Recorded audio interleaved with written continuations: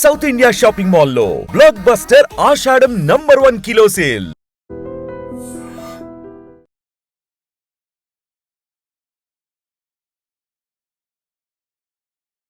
కోట శ్రీనివాసరావుతో తక్కువగా వర్క్ చేసే అవకాశం దొరికింది నాకు. బట్ నా అదృష్టం, ఆయనతో కొన్ని సినిమాలు చేశాం. ఆయన అప్పుడు పిలిచేవారు, వచ్చి ఆయన కలిసి కూర్చునేవాడిని. కానీ అప్పుడప్పుడు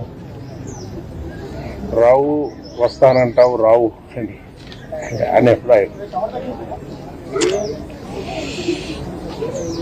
3 నెలల ముందు కూడా ఆయన కలుద్దాం అనుకొని ఎందుకు ఇలా నెగ్లెక్ట్ చేసిన, అసలు ఇది ఇలా వస్తుంది అనుకోలేదు. న్యూస్ ఎప్పుడు ఊహించలేదు. ఆయన చాలా హెల్తీగా ఆయన మారిపోయారు. చాలా బాగానే ఉంటుంది. 3 months ముందు వచ్చి ఒకసారి కలుసుకోవడం పరిస్థితి అది బాగా నాకు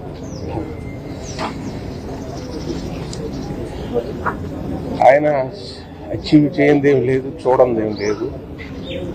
నాతో అనేవారు, రావు నేను తాగంది విషం ఒకటే, చేయండి మటర్ ఒకటే.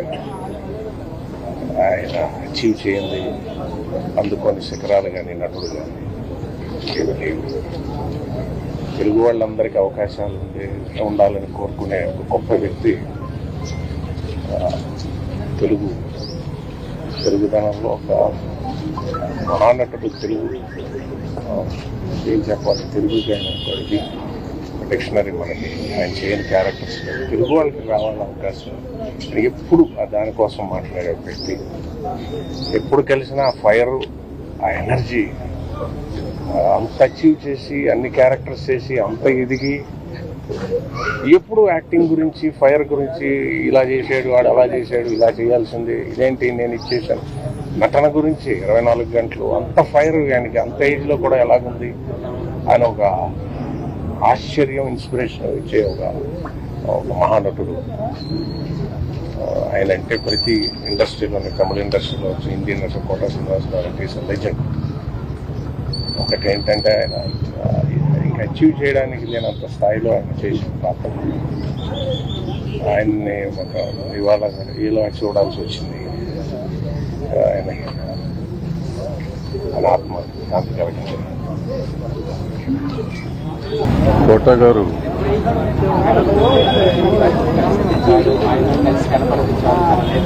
ఎవరు పోయినా మాట్లాడాలంటేనే బాధగా ఉంటుంది. ఎందుకంటే వీళ్ళందరితో ఉన్న అనుబంధం చాలా ఎక్కువ ఒక్కొక్కరితో. కానీ వాళ్ళ కోట గారు నాకు ఆల్మోస్ట్ 86లో అనుకుంటా అరుణకిరణం సినిమాతో పరిచయం. ఆ రోజు నుంచి ఈ రోజు వరకు అన్న అన్నని ప్రేమగా చూసే మనిషి నా మధ్యలో. ఇదే ఇల్లు, మా ఇల్లు ఏదో ఎదురుగుండా ఆఫీస్ ఉండేది. నాకు దగ్గర 7-8 ఏళ్ళు ఎదురు బదురు ఇంట్లో ఉండేవాళ్ళం.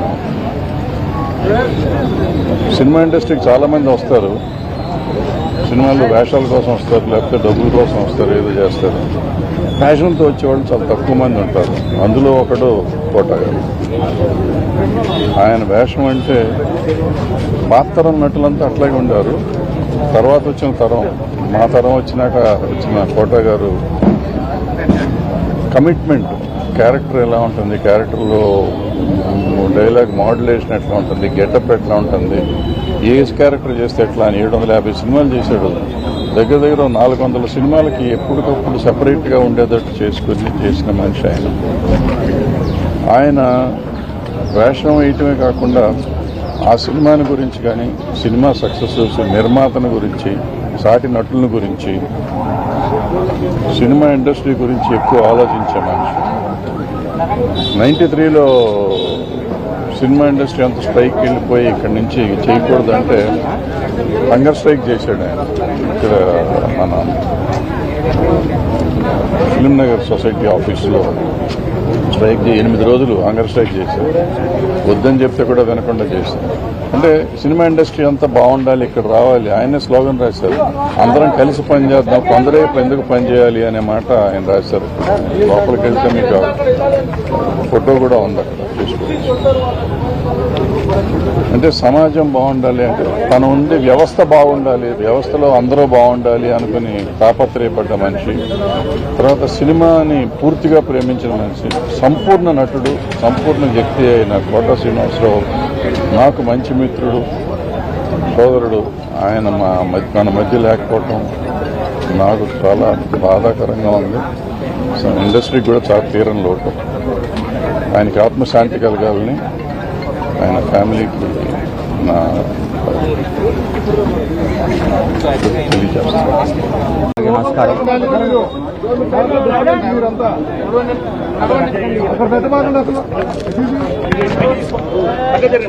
చాలా బాధాకరం, దుఃఖం. తెలుగు చలనచిత్ర పరిశ్రమ కాదు, భారతీయ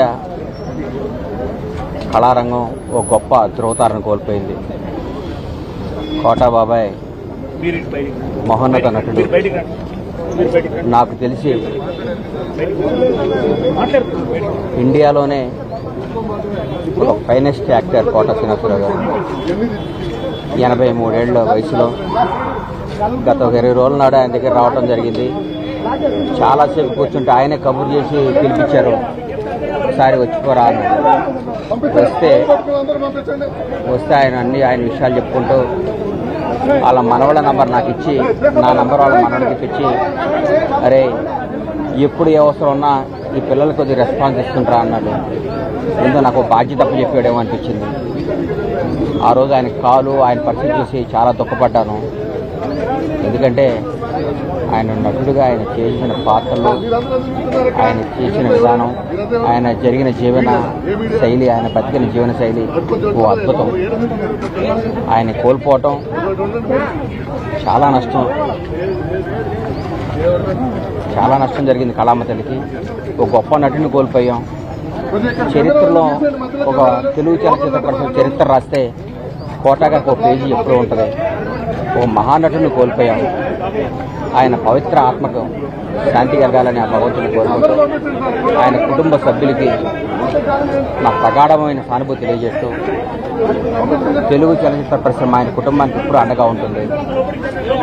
వాళ్ళ కుటుంబానికి మేమందరం ఇప్పుడు ఒక బిడ్డలాగా, ఒక ఆత్మీయులాగా నిలబడతాం. ఎక్కడున్నా ఆయన ఆశీస్సులు మాకు ఉండాలని, ఆయన ఎక్కడున్నా చల్లగా ఉండాలని భగవంతుగా కోరుకుంటూ సెలవు తీసుకుంటాం. నిజంగా ప్రస్తుతం ఉన్నటువంటి సమాజం దేనికి ప్రయారిటీ ఇస్తుంది? ఆర్థిక సంబంధాల చుట్టూ మాత్రమే తిరుగుతుంది. మళ్ళీ ఎన్నికలంగానే చాలా విరక్తి కలుగుతాం. మంచి అనిపిస్తుంది కదా, లేడీస్ కూడా ఛాలెంజింగ్ జాబ్స్ చేసినప్పుడు చాలా బాగుంటది. ట్రాఫిక్ అసిస్టెంట్స్ గా నియమించిన ట్రాన్స్జెండర్స్ అందరితో సాల్యూట్ చేయించుకుంటున్నారు. ఫుడ్ డెలివరీ ఇవ్వటానికి వెళ్ళినటువంటి డెలివరీ బాయ్ అనిల్ పై కళ్ళ ముందు